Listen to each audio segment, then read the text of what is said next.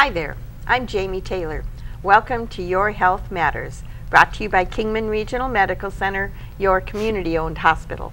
This program focuses on healthcare issues relevant to you, your family, and friends, and the healthcare professionals we have here in Kingman to help you with that. So I hope you'll stay tuned. I've got a great program today with a really exciting guest. We'll be back right after these messages. Welcome back to Your Health Matters. My guest today is our very own Chef Michael Gaul. Thank you so much for being on the program, Mike. It's great to have you. Thank you. I'm excited to have you on the program, but I'm even more excited to have you as part of the team of Kingman Regional Medical Center. We are so blessed that you joined us. Thank you. I'm happy to be here. I'm really glad to be here. Pretty much everybody in Kingman knows Chef Gaul in one form or another, because I know not only from your teaching at the high school, but how many special events you've helped with, the Seroptimus dinner, Cornerstone Mission, their variety show. You've helped with that. Yeah, been a few. You've been very Sarah's involved. House. Oh, Sarah's different, House. Boys and Girls Club. You name Many it. You've had your the fingers years. in it. And happily too. I was happy to do it. So let's start from the very beginning. Have you always liked to cook? Yes, I actually knew when I was in 10th grade in high school that I wanted to be a chef. Really? And I had an opportunity to go to a technical school in high school. I'm originally from the Philadelphia area. I was just going to ask, so where was that? And so I got to go to this technical school for 2 weeks, and then we go back to the regular high school for 2 weeks. And I did that for 3 years, and I thought that's what I wanted to do, because I always liked to cook. I mean, I can remember standing on a chair cooking eggs for my brothers and sisters. And very good. When most kids were selling Kool-Aid on the corner, I was selling hot dogs and food. And I remember getting a hot dog maker for Christmas, a popcorn maker for Christmas, when I was like 10 or 11. So I've always enjoyed cooking. Very good. Well, I have to say though, Mike, if it was me cooking all the time, now see, I look like I eat my own cooking. You do not look. Well, how do you stay I used so to have skinny? I used to have a sticker that said, "Never trust a skinny chef." Actually, it's on my refrigerator. But I have to admit, I know something else about you that probably helps keep that weight off, because you're a runner. I'm a runner. You're a runner. Yes. And I just decided a long time ago, because I do like to eat, that I did balloon up a little bit over the years, but I been thinking more healthy, and I started running a lot. So. Very good. So that's your secret. And that's although there was a time I gave up sweets, because I like sweets. Oh. And that really was the jump start of losing weight. I just lost 20 pounds in the last 6-7 months. Wow. Actually. Excellent. And I think I found it. No. And well, I'm a chocoholic. Yeah, I love to eat sweets, so I gave them up. Actually, I gave them up for Lent, and it really jump started losing that weight, along with getting ready to run. I'm running a half marathon this weekend. Oh my gosh, where at? In Disneyland. In Disneyland? Yeah. And 13 miles. Good for you. So, that's awesome. So how long have you been training for that? I've been steadily training for the last 6, 7, 8 months. Okay, very good. Although I run all the KRMC 5Ks and 10Ks. I run them all. But I've really been, jumping it up to, because it's going to be 13 miles. Yeah, that's a bit a little more, yeah. Yeah, very good. I mean, I did a lot in my 20s. I ran, ran, and then I kept eating and didn't exercise as much, and I gained quite a bit of weight, and so I decided to try and get back to it. Very good. So yeah, never trust a skinny chef. That's remember that. But going back, anyway, so you did your initial training in Philadelphia. In high school, yeah, and I worked in a local restaurant, and I just fell in love with it. I just fell in love with cooking, the smells, and just trying new foods, and then one of our instructors at the high school went to this culinary school, and he recommended all the students to go there if you're going to go in this business. So upon graduation from high school, I went to the Culinary Institute of America, which is in Hyde Park, New York. Oh, nice. It's a beautiful school right on the banks of the Hudson River, actually real close to FDR's mansion. I don't know if you ever been to that area, Poughkeepsie. And completed, it was a two-year program. I completed, got an associate's degree in culinary arts. And I took my degree and moved to Los Angeles. Didn't know anyone. Wow. But I always, I don't know, must have been the Beach Boys or Mamas and the Papas or something, but I wanted to go to California. And so a couple of buddies, we moved there and had nothing, didn't know anybody, just had my culinary degree. And I wound up getting some real good jobs in really nice restaurants there in Los Angeles. Well, that doesn't just happen, though. You obviously have to have a skill.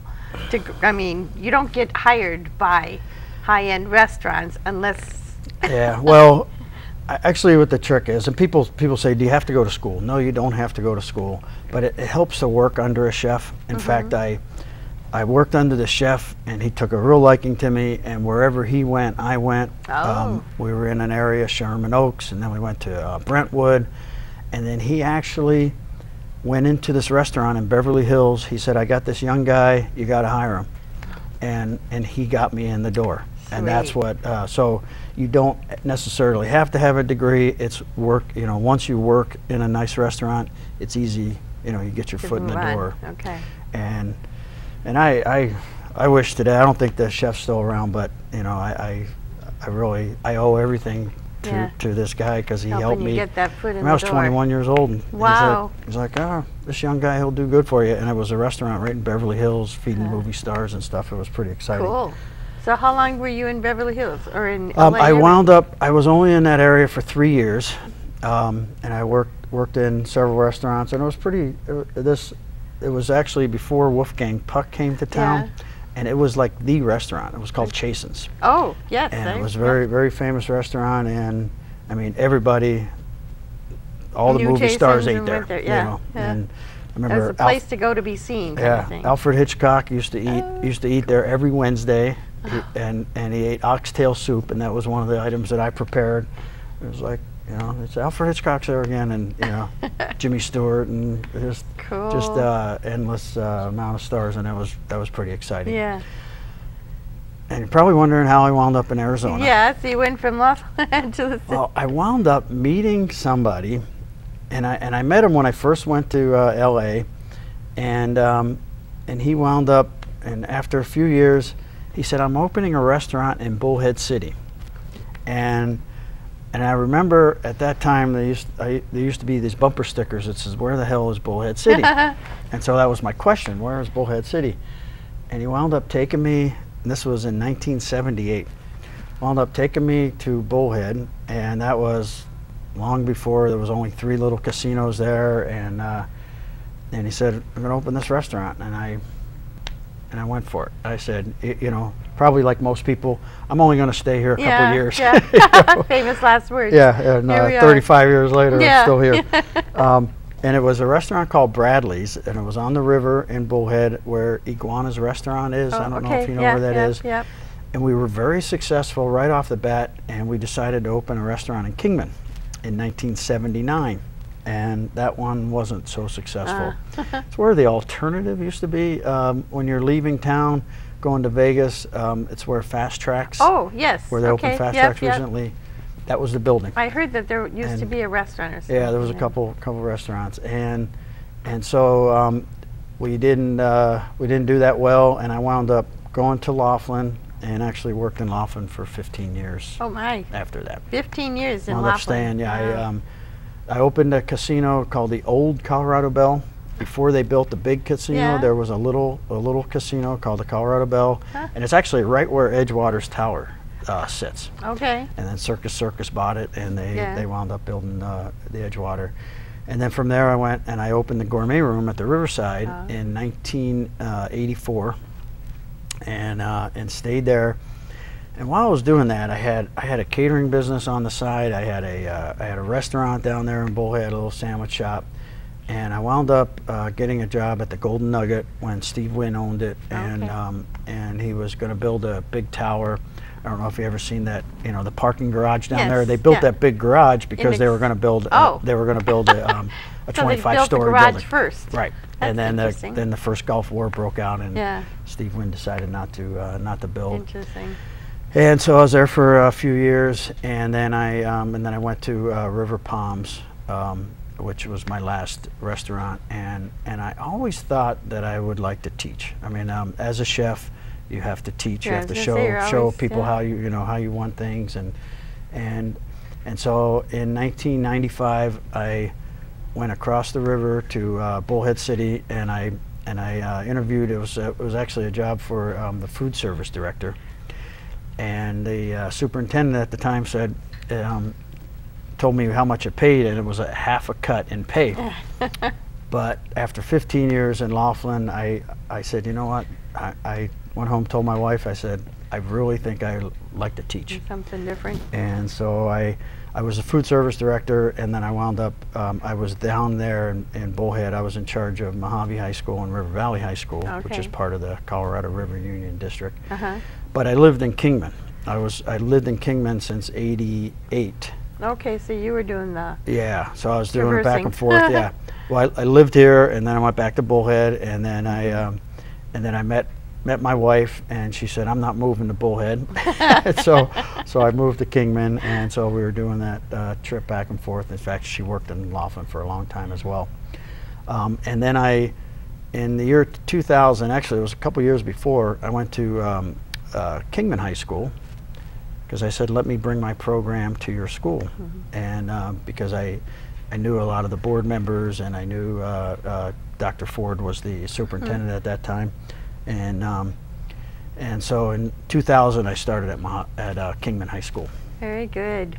Well, and you've put a lot of kids through that program over the last, was that 13 years then? It was 2000, 12 altogether. Wow, and I know that you use the kids not only got to go to the classes, but then learned how to use those skills on the job type of thing, because I saw them at Sarah's house, and because I went to most of those dinners that you got to cater for, and it was just so great to see these young people, because people, they're always complaining about our youth and these kids nowadays. Education, yeah. Yep, and you were helping those kids get skills that they could turn around and use. It was a life skill that you were teaching them. Yeah, and not everyone wanted to be a chef, of course, but yeah, it's all life skills.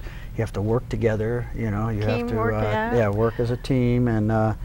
Well, if nothing else, they're going to eat better when they grow up, right? Or know how to cook. We all have to eat, right? I mean, it doesn't hurt to learn how to cook. Cook something. It well, exactly. And there was actually 50-50 boys and girls in the class. So if they weren't going to be a chef, they're going to maybe someday cook for their family. Sure. But I just wanted to give them an opportunity that I had, because I had that opportunity, and we don't have a technical school here, which I would love to have seen that, but. That's what I just found out. I didn't know that I really wanted to teach, but I found out I loved it. Good. I loved it. I loved showing the kids and watching them grow and blossom mature. Well, and like we talked about, even if they didn't go on to become another Chef Gaul, the fact that I had shared before the program that my grandson went through a year with you, and just kind of honing skills so that someday his wife will probably appreciate the fact that he learned to cook from you. I mean, I always think someday they're going to look at a menu and somebody's going to say, "Oh, what is that?" And they're going to say, "I know what that is. I learned it in Chef Gaul's class." Exactly, and when they'll better appreciate even the foods they eat when they go out, because they'll know how they're prepared, or kind of be able to tell what's in it from the tasting. Yeah, I mean, and that's what I got into this business in the beginning. People always have to eat. Yep, you're right. People always have to eat. Pretty so much always, job I figured I was always going to have a job. Yeah. Very good. And I was always going to eat too. You won't go hungry if nothing else. Well, we're going to take a quick break, and then we're going to come back and talk a little bit more about what you do now at KRMC. Okay. All right, sounds good. Stay tuned. We'll be back right after these messages. Welcome back to Your Health Matters. My guest today is our Chef Michael Gaul. Thanks again for being on this program, Mike. You're quite welcome. We've talked some about your past, your other cooking adventures, and working with the schools and teaching. And now KRMC has been blessed because you've joined our team. And that's pretty cool, because not only do you bring that level of expertise as we're trying to kind of expand the catering side for KRMCs, but then with that experience, and we didn't really talk too much about nutrition, but I know that's a very important part of cooking as well. Yes, and especially now, I mean, more and more people are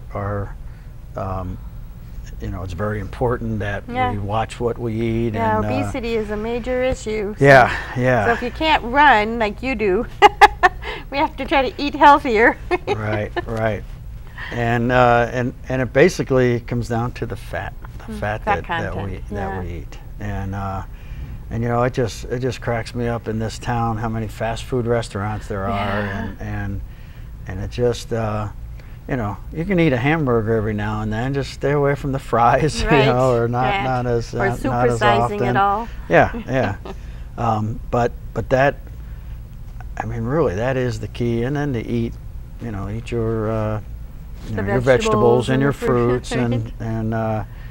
and exercise does help. You know, whether they say, you know, parking your car out further in the parking lot, and just little things that people can do. It's just you know, watching what we put into into our bodies, into our mouth. Yes. So now at KRMC, I know that, like I said, we're excited to have you as part of our catering to expand that, but you're overseeing the whole menu planning, right? Yes, yes. Work for Robin Rush, who's our nutrition supervisor, and when she hired me, she wanted me to train the cooks and to oversee and just to, you know, take what we have now, which I was amazed. The food is very, very good here, and to try to take it to another level, and then try to incorporate the health part of it, which you know, I went to the culinary school I went to. It was mainly French, and you cooked with a lot of butter, and you cooked with a lot of cream, and so, you know, food can still taste good without having all those calories there. But yes, and so we're looking at expanding the catering, and what one of the things that I'm looking at doing. And I'd like to mention that I actually worked with Victoria 25 years ago at the Riverside. I did not know that. Was she a baker then? She was just starting. Oh. She was just starting. I was in charge of the prime rib room down there, and she used to bring the cakes up, and she was all excited when she made it, and then she continued doing that, and so. And now you're back together. So when she and we're looking at, you know, her and I being a team for, you know, for the catering things that we can do in the hospital as well as outside of the hospital. But one of the things that I would like to do is like Victoria is, you know, she makes cakes that you can take home with you and take different things.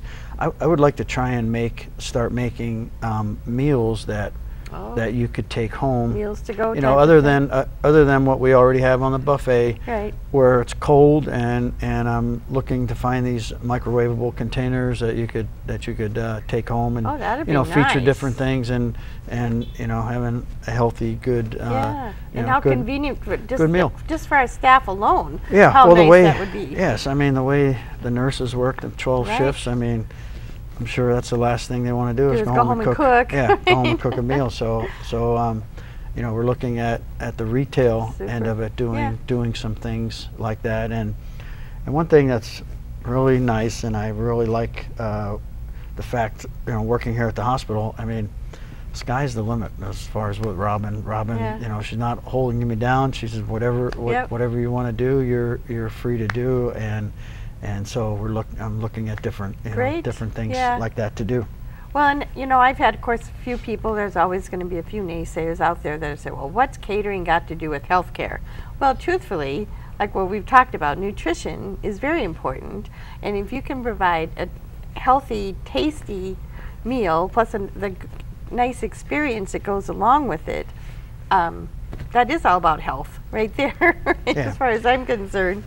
And the fact that Victoria does most of the wedding cakes here in town, all of the birthdays.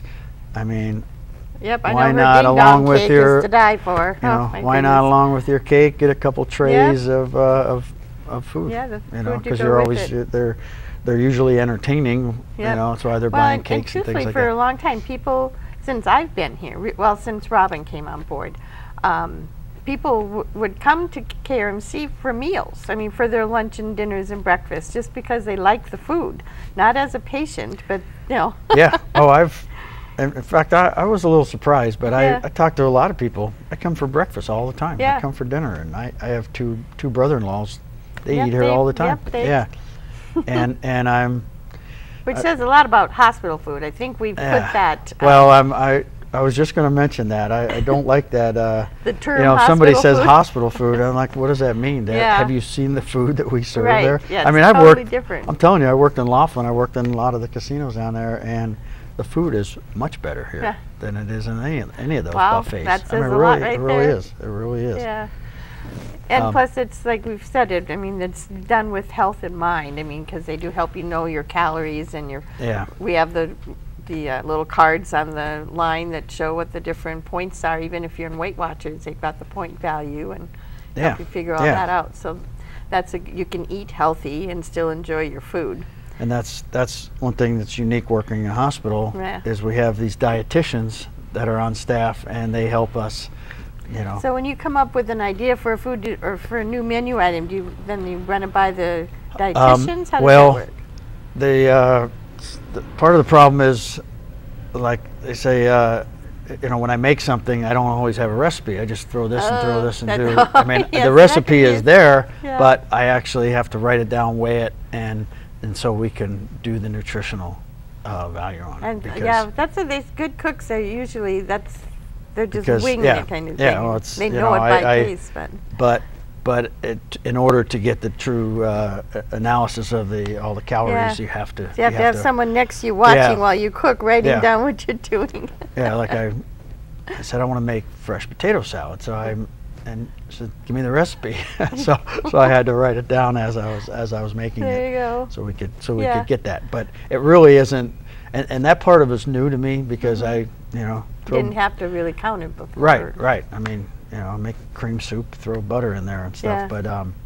But and that's I enjoy learning. It's a new learning experience, and it's a healthy way to do things. So you're learning and teaching, because I know on the line too, you're teaching. I mean, you've been able to keep that part that you enjoyed doing, because Yes. you have a lot of young folks that work in nutrition services, and you're teaching them on the job.